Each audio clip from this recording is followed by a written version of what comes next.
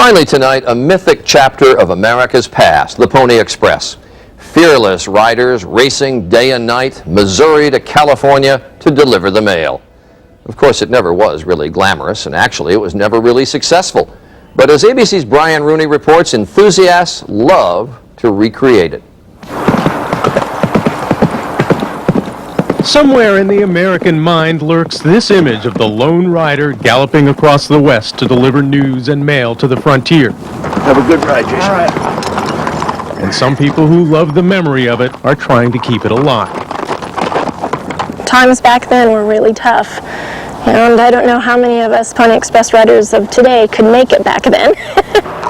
Starting in St. Joseph, Missouri, they ride by moonlight and daylight to cross the plains and deserts in 10 days.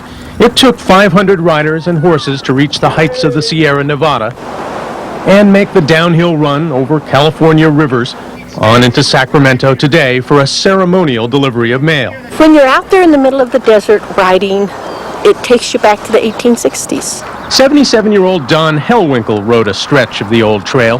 His grandparents settled in Nevada in the late 1800s. Morning, everybody. Do you ever wish that you lived during those days? You damn right. I wish I could have lived at least part of it.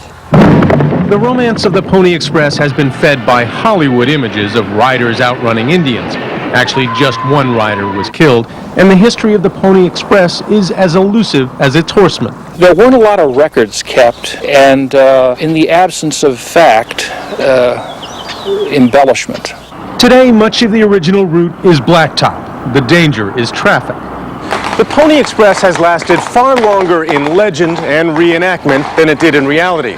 It was the spectacular business failure of its day, and it went broke after only 18 months. The Pony Express was outrun by the telegraph, and today's riders are shadowed by telephone lines.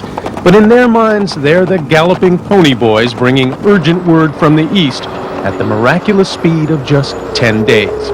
Brian Rooney, ABC News, Folsom, California. Finally tonight,